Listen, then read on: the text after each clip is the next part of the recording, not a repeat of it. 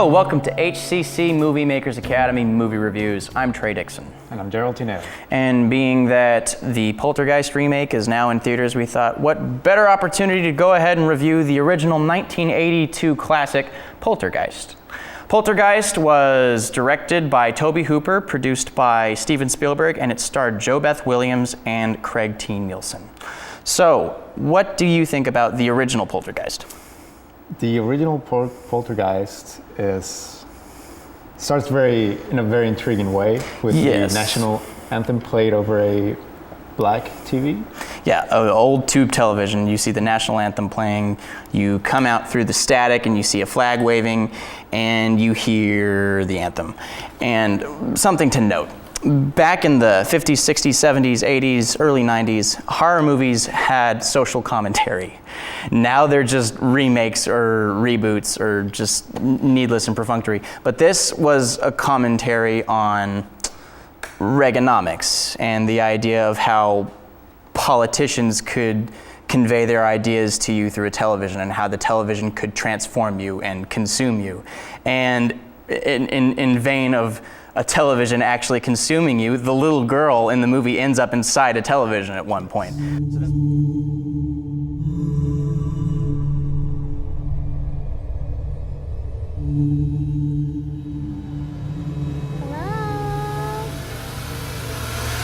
So that's the main plot of the movie. They have to get the girl back. Yeah, so Poltergeist is about a bunch of people who go and move into a new house. Everything seems fine, and then crazy things start happening. Chairs start stacking up, and clowns start coming to life.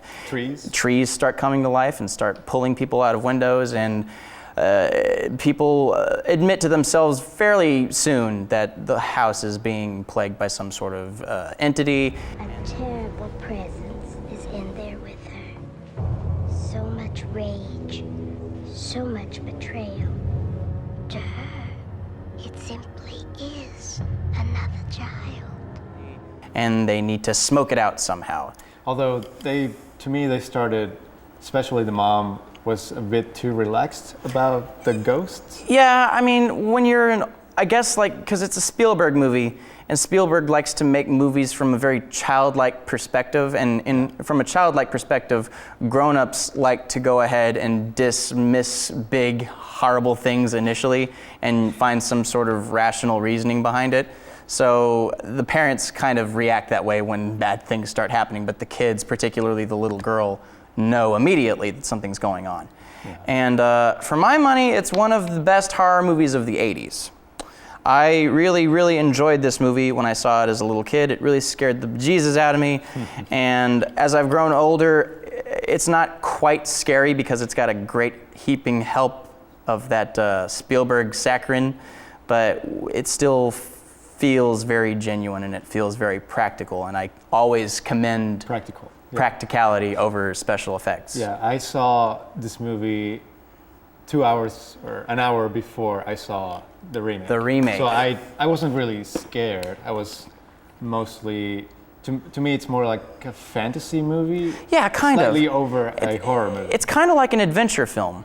Yeah. In a way. It's all takes in a house. People, the movie is technically directed by Tobe Hooper, the guy who made the Texas Chainsaw Massacre, but it does not feel like Tobe Hooper directed this movie. It feels like a Universal Studios adventure ride in several regards. It's got that wide-eyed bewilderment that you generally have in a Steven Spielberg movie. Yeah.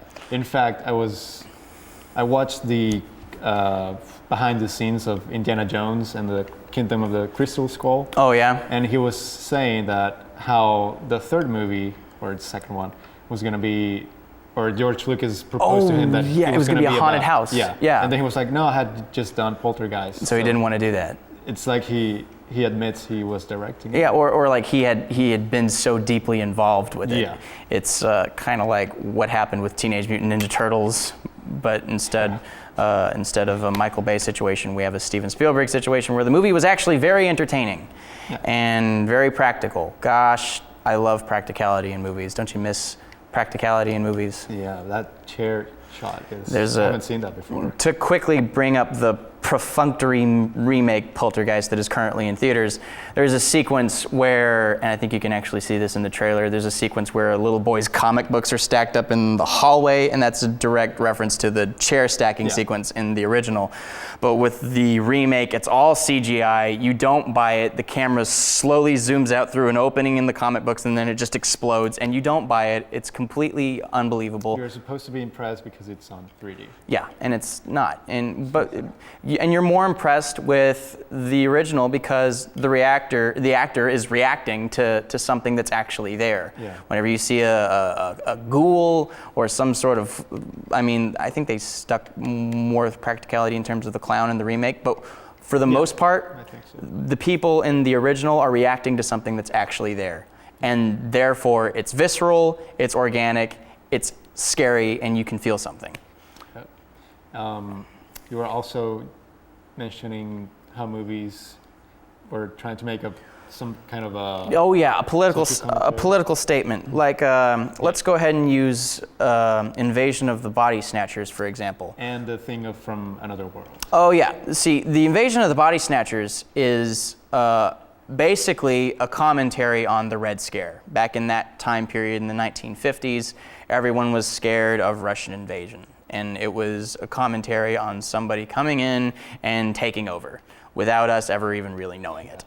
And, or probably more in vein of this film, David Cronenberg's Videodrome, where it's a really great movie where the central idea is, okay, what if what the television censors are saying is actually true? What if television actually does transform you? What if television actually does consume you? And Poltergeist manages to carry that idea, where people are slaves to electronics, people are slaves to what they see on television, and while the movie isn't necessarily about that, it's still there in the ether, and it's clearly an inspiring factor behind Steven Spielberg's script. Yeah, and I think the new one also tries to combine that with the use of phones and electronic media nowadays, but...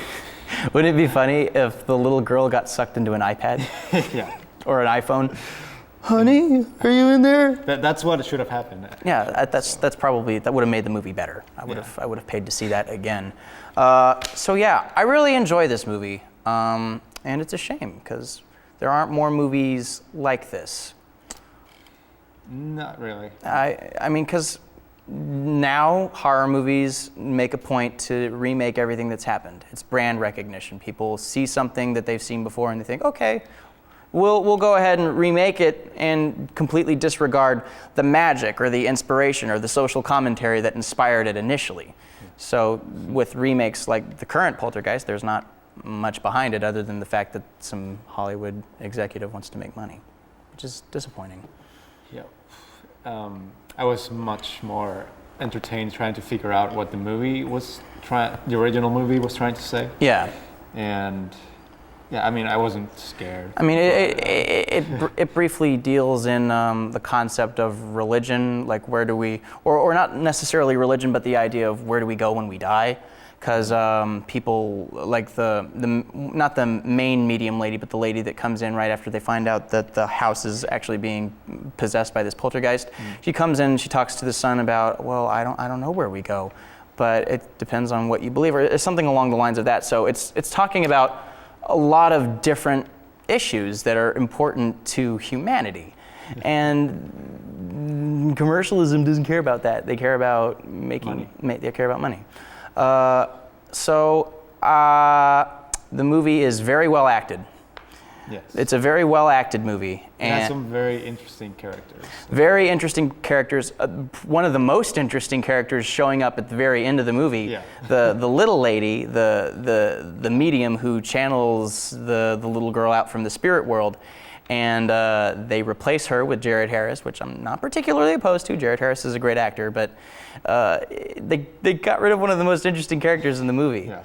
But yeah, I like the acting in this film, particularly from the kids.